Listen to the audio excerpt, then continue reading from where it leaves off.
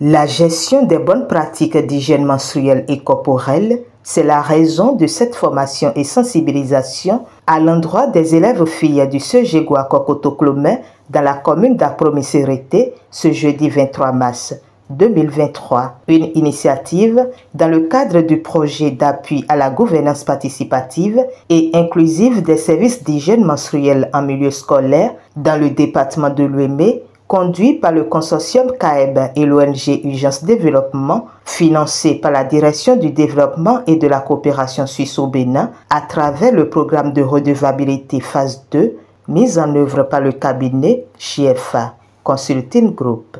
Nous avons compris que l'éducation, surtout quand c'est dans les écoles, est important en ce sens que, à côté de ce que font les enseignants, à côté de ce qui est formel, il y a également tout ce qui est activité non formelle, il y a tout ce qui est sensibilisation, formation dans le non formel que nous entreprenons pour un temps soit peu donner des aptitudes, des capacités de mieux vivre, de mieux être, de savoir être aux apprenants. L'hygiène menstruelle concerne prioritairement les filles, les femmes, mais concerne également les acteurs de l'école, puisque les études ont conclu que pendant que les filles traversent leur période menstruelle, il leur arrive de manquer l'école.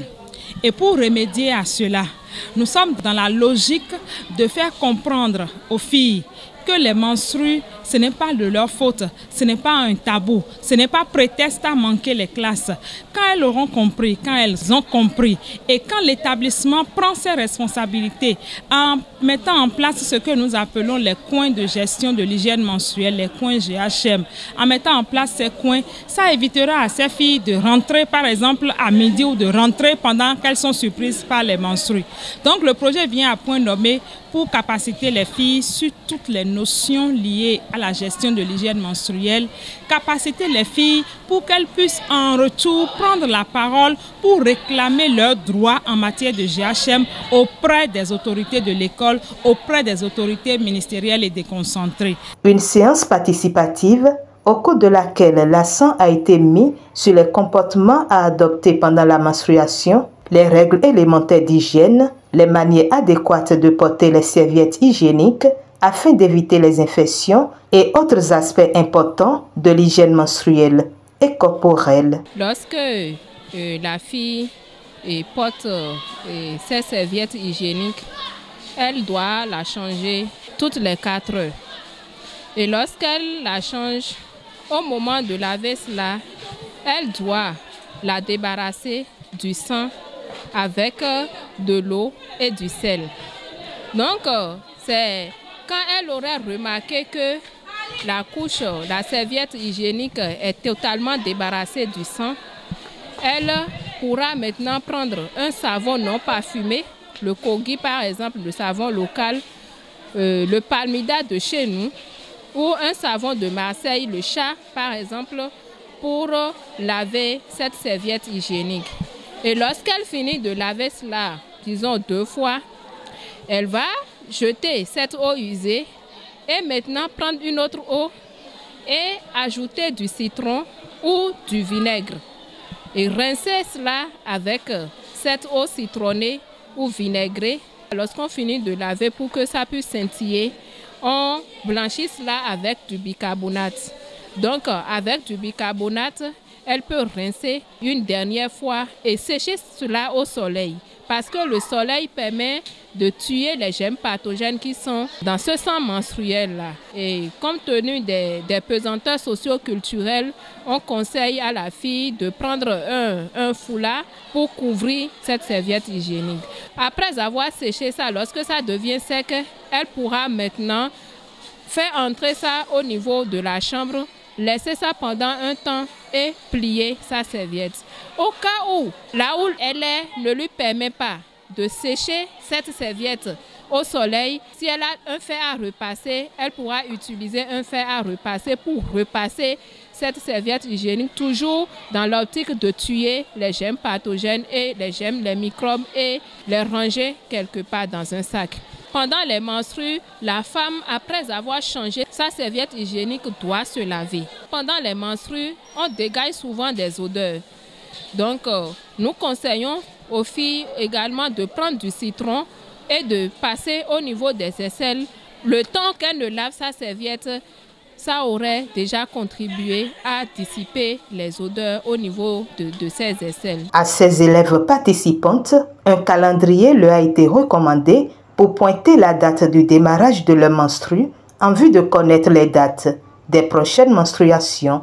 Elles ont également appris la maîtrise de leur cycle menstruel à travers la confection d'un bracelet. Nous avons demandé aux filles la durée de leur cycle et le rouge signifie le nombre de jours pendant lequel la fille saigne. Si elle saigne pendant 6 jours, donc les 6 grains de couleur rouge signifient la durée de saignement. Maintenant, si elle a un cycle de 28 jours et elle saigne pendant 6 jours, on soustrait ces 6 jours des 28 jours.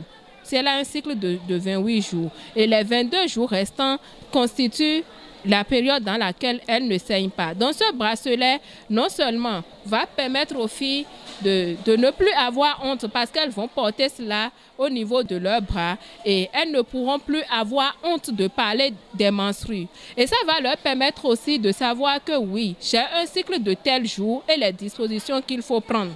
Et avoir aussi un calendrier, cocher le premier jour des menstrues et compter déjà le nombre de jours ça va durer et savoir qu'elle ne doit plus être surprise par les menstrues. Même si ça doit venir, ce serait peut-être par émotion.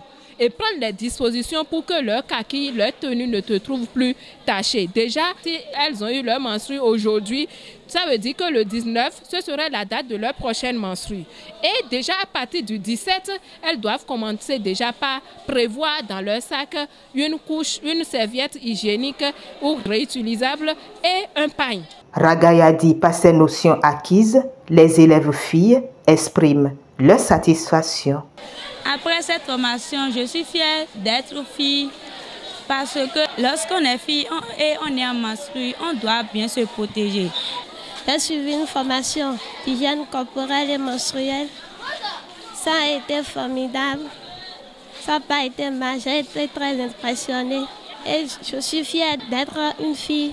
Et en tant que fille, je dois prendre soin de moi-même. Ça a été formidable. La participation active de ces filles à la formation a été applaudie. Au début, nous avons eu à briser le tabou et j'avoue qu'elles ont toutes participé. Elles ont toutes participé et on s'est aussi rendu compte que ces pratiques d'hygiène que nous avons partagées avec elles, elles n'avaient pas connaissance de cela. Et notre souhait est qu'elles puissent s'approprier effectivement ces pratiques et les adopter, être en mesure de les répliquer au niveau de leur père. Le besoin est là sur le terrain. Nous avons compris que beaucoup plus de filles voudraient participer à la formation. Ce matin, par exemple, on en a prévu 35 par établissement.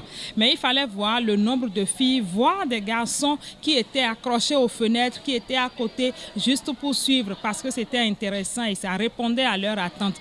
Mais compte tenu de la gestion du projet, compte tenu des restrictions budgétaires, on a dû faire ainsi, en espérant que les filles que nous formons vont dupliquer auprès de leur père toutes les notions qu'elles ont reçues, toutes les notions qu'elles ont acquises. D'autres actes de l'école seront entretenus sur le même thème, notifie la chargée de programme du CAEB. Après les filles, nous aurons tout à l'heure à former, toujours sur la même thématique, les femmes vendeuses de ces établissements parce que pour la plupart du temps, c'est les premières vers lesquelles vont les filles quand elles sont surprises à l'école par les menstrues.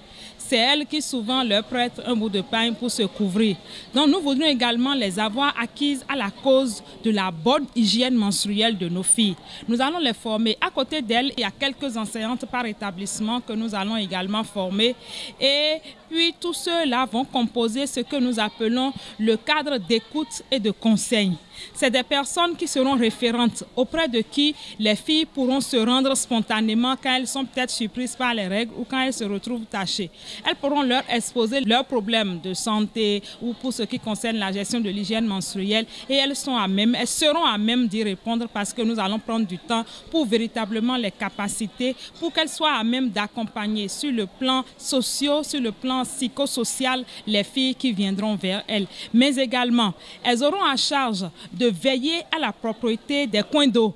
Oui, j'appelle coin d'eau les toilettes où les filles vont devoir aller se changer peut-être parce que l'hygiène menstruelle voudrait que la fille puisse se changer, qu'elle est en période de menstru, ne serait-ce qu'une ou deux fois par jour, si tant est qu'elle doit passer du matin jusqu'au soir à l'école. Elles pourront ensemble veiller à la propreté de ces lieux dont l'aspect pour le moment est assez repoussant. Je briserai le silence qui pèse sur les menstruations. Je n'éprouverai aucune gêne. Je n'éprouverai aucune gêne. J'en serai fière. J'en serai fière. J'en parlerai à la maison et à l'extérieur. J'en parlerai à la maison et à l'extérieur. Le défi est grand pour le CAEB. Et au thème de cette séance, les apprenantes ont pris l'engagement de dupliquer les notions acquises et les 9 autres établissements ciblés par le projet dans les communes d'Apromisérété et Porto-Novo du 23 mars au 30 avril 2023 vont recevoir dans les tout prochains jours ces équipes pour la formation.